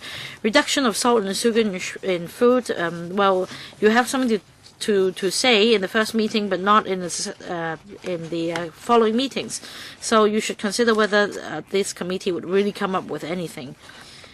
And on reducing salt and sugar in food, I think we should start with education.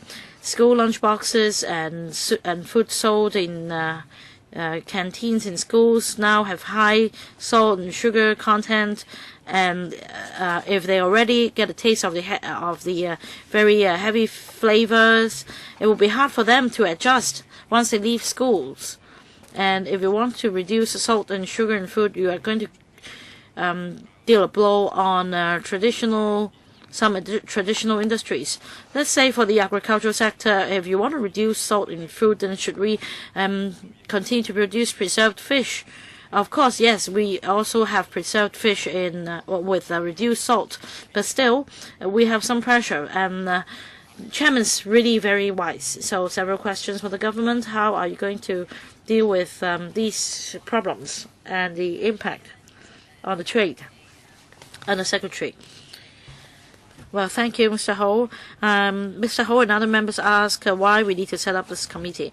And the Department of Health and the Center for Food Safety have been working on this. And as you can see, work has been started according to the paper.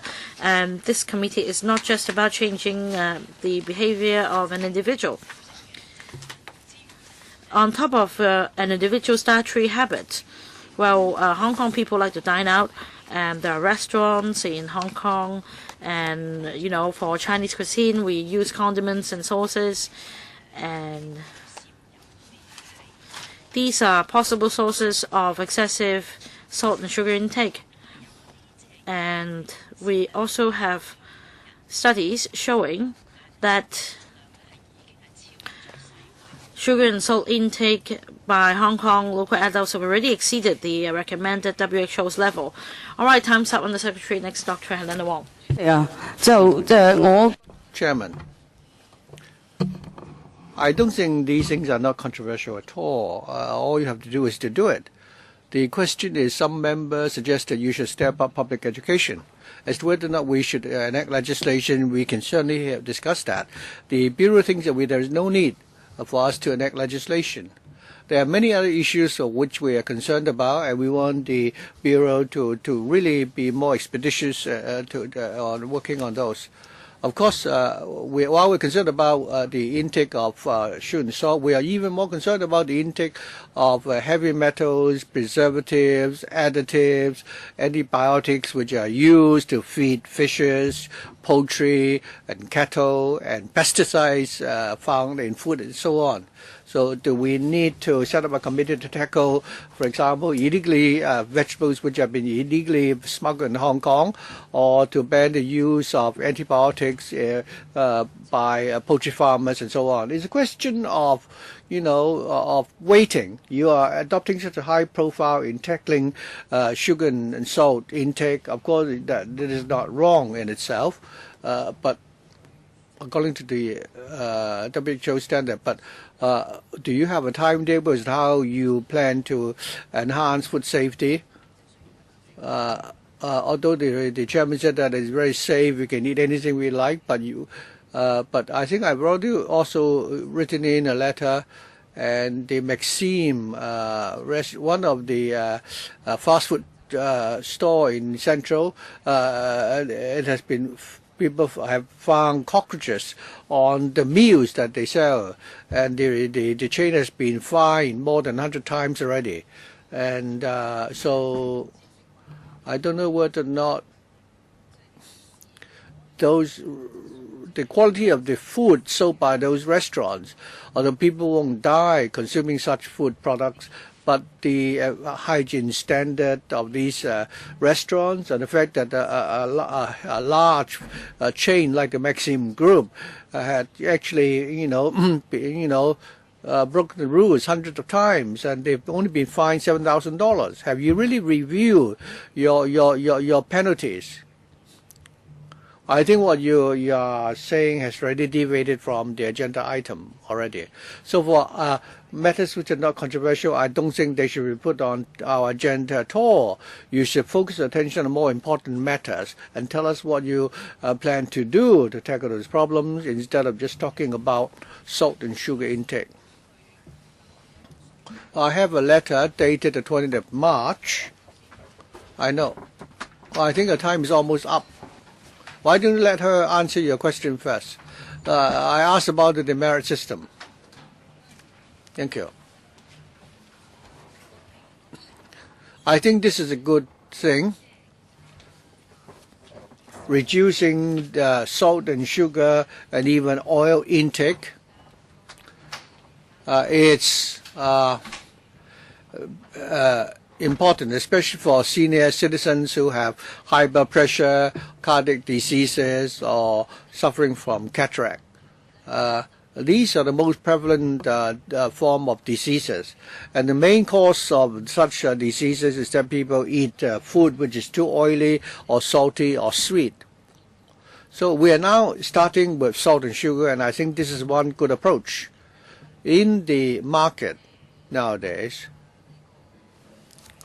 if you were to buy soy sauce, for example, I know that we simply cannot find any low-sodium soy sauce in the market. I think we need the sauce sometimes for the coloring effect, but we don't really need that much sodium. Recently I saw a video about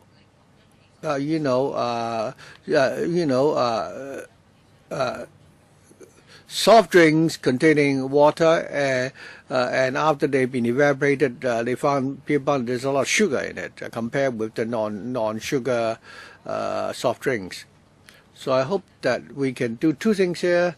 First, whether or not we can start with certain trademarks for senior. I think we should focus our attention on the senior citizens.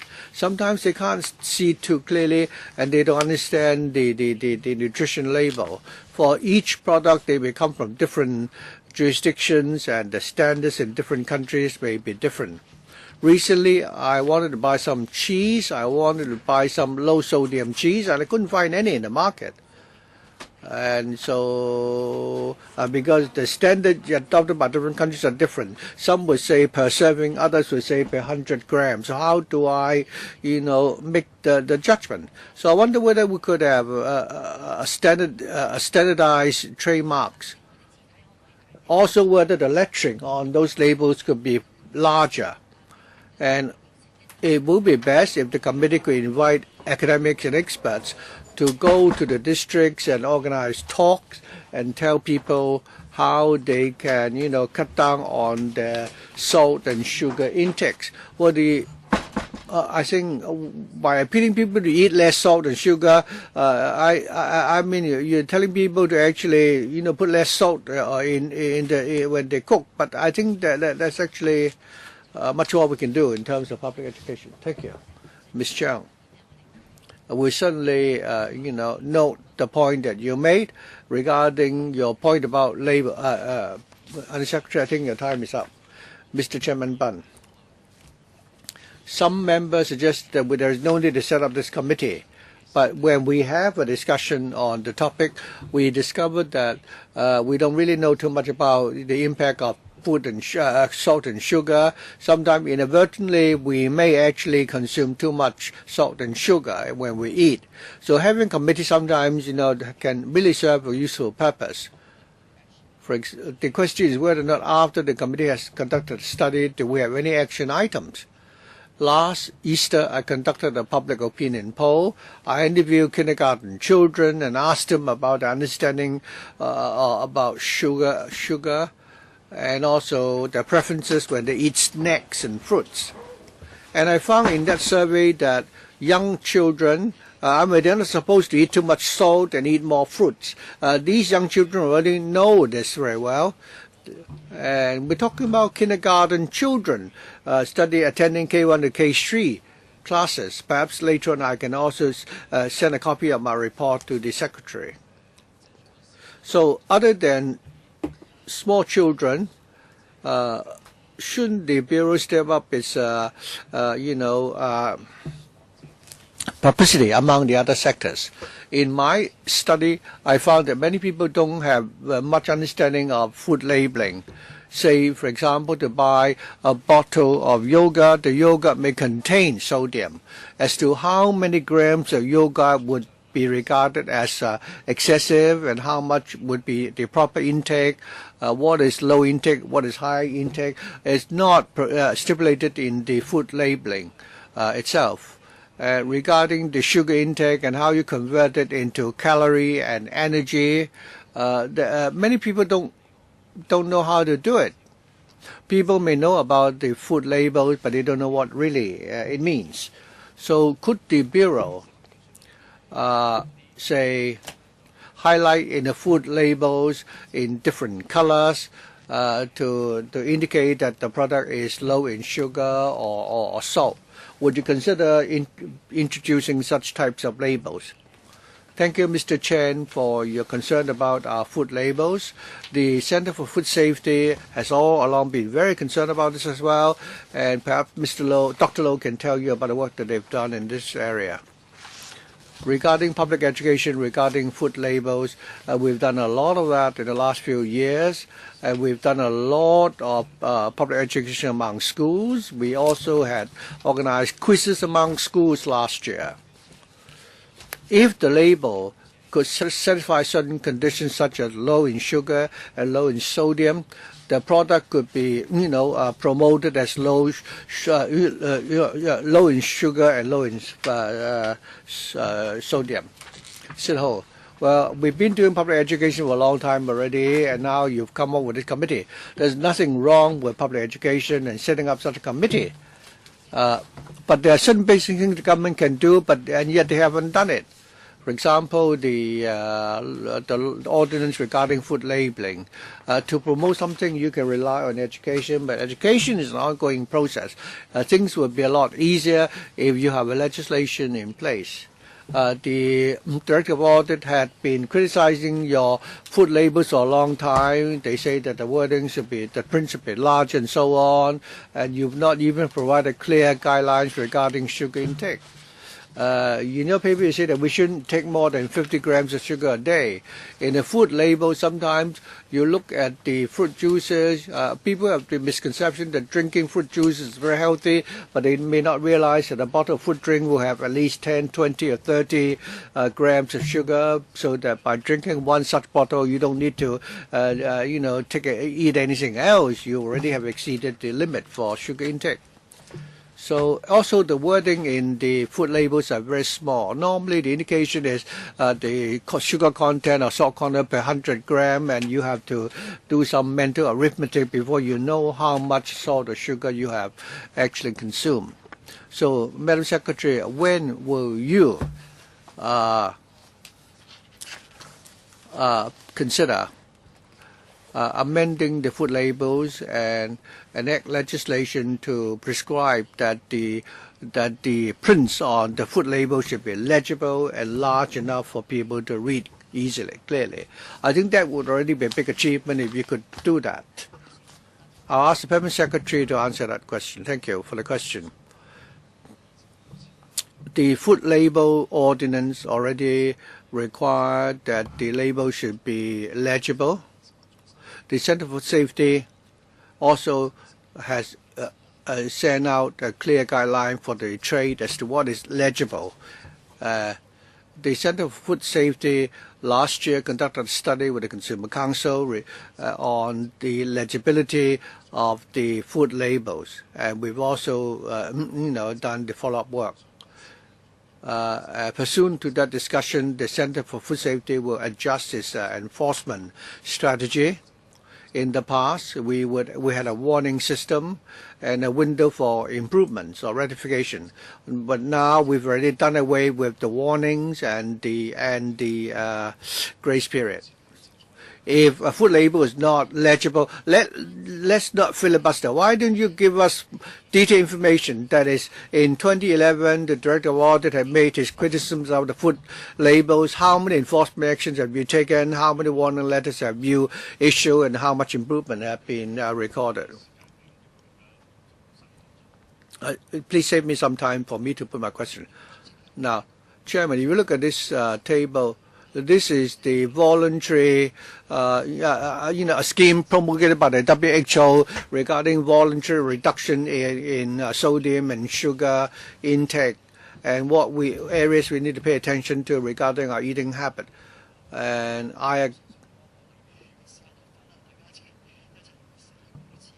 of course, in some jurisdictions, within a radius of 400 meters, there can't be any fast food chains, but then the children can still go patronize a fast food chain, more than 400 meters away from the school. So I really hope that after this committee has been set up, it will look at the specific areas as to how it can help the public understand the issue, and also through cooperation of the trade and suppliers, we can gradually reduce the excessive intake of salt and sugar by the people of Hong Kong. We can start with the school canteens and centers for the elderly and community centers, or even the restaurants. And the Secretary, when you go to the for example, New Territories Pun Choi meal, I mean that could also, result in excessive intake. So, and also you should work with the TV station so that when they have any so-called, gourmet programs, the host would use a lot of condiments and sauces. And also they will display a lot of salt and sugars on the shows. I think we need to think about that carefully. Sometimes when we drink, have a drink of something, we don't need to, for example, use the entire sachet of sugar. Perhaps could there be a cleverer way to package sugar so that we can remind people to be more careful when they use salt, sugar, or other condiments. So I think we need specific proposals rather than talking in the abstract. For example,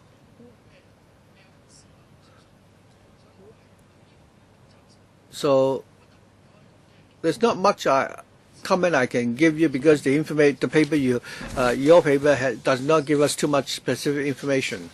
But I hope that the whole community of Hong Kong can build up a better habit in terms of a better eating habit, so that they can enjoy better health. I save some time for the chairman. No, you don't need an answer from the Undersecretary. Okay, I'll be fast. We need to wrap up at past. I share Mr. Raymond Wong's view. I think it's a waste of time to set up this committee. I think you can do a lot already in terms of public education. My argument is very simple. For the people of Hong Kong, the people in Hong Kong has the longest life expectancy. For men, we top the world. For women, we are the top or the second, in the world. But now you're looking at all these campaigns. It's just like what you did on the tobacco ban. What you're doing is a waste of time. In the long term, instead, you should do more in terms of public education.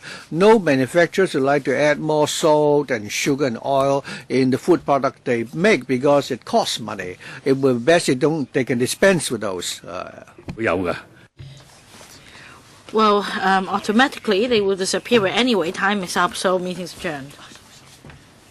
Thank you.